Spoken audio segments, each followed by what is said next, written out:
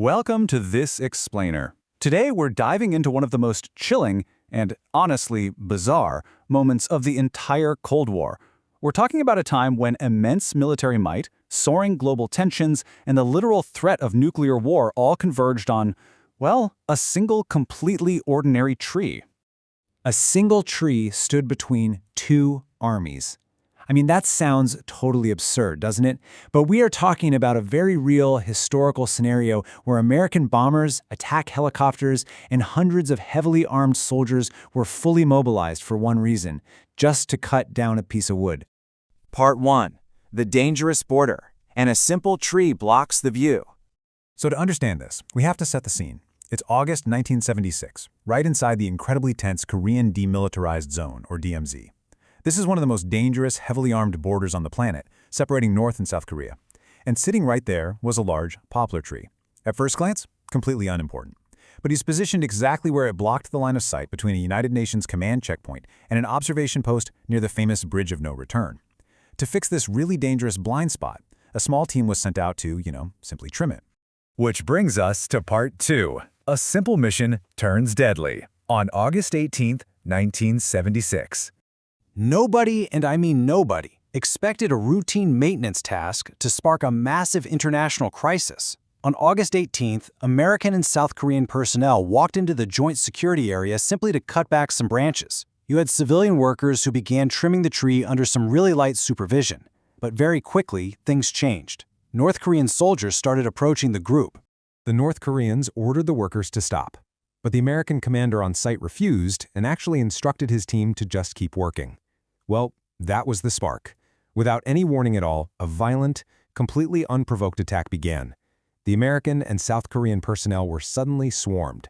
They were attacked with clubs, tools, and tragically, the very axes they had brought to trim the tree. The aftermath was absolutely devastating. Two American Army officers, Captain Arthur Boniface and First Lieutenant Mark Barrett, were brutally killed in the onslaught, and several others were seriously injured. So, in an instant, this was no longer just some minor dispute over a blocked view. Part 3. Operation Paul Bunyan, showing strength without starting a war. Suddenly, American leaders faced this catastrophic dilemma. They absolutely had to respond to this deadly provocation, but they knew a massive retaliation could easily spark a full-scale war in the Korean Peninsula. Talk about a catch-22, right? Their answer was an unprecedented show of force. Just look at the extreme escalation here. On August 18th, you have a handful of civilian workers with hand trimmers, but exactly 3 days later, Operation Paul Bunyan launched. They returned to the exact same spot, but this time with military engineers wielding chainsaws and backed by overwhelming combat support. They arrived prepared for the absolute worst-case scenario. Step 1, a massive military convoy breached the joint security area. Step 2, engineers deployed with their chainsaws, but this time, they were heavily guarded by hundreds of armed American and South Korean troops. And to ensure the message was crystal clear, attack helicopters and heavy bombers filled the skies right above them. The message was simple: do not test us again. Yet, despite the heavy bombers, the helicopters, and the hundreds of troops standing there with weapons drawn, the official mission remained almost comedically simple: cut down the tree. For several agonizing minutes, the chainsaws roared, while North Korean troops watched from literally just feet away. Everyone standing there knew that a single misstep would trigger a massive battle. Part 4. The symbolism of a tree, deterrence and peace.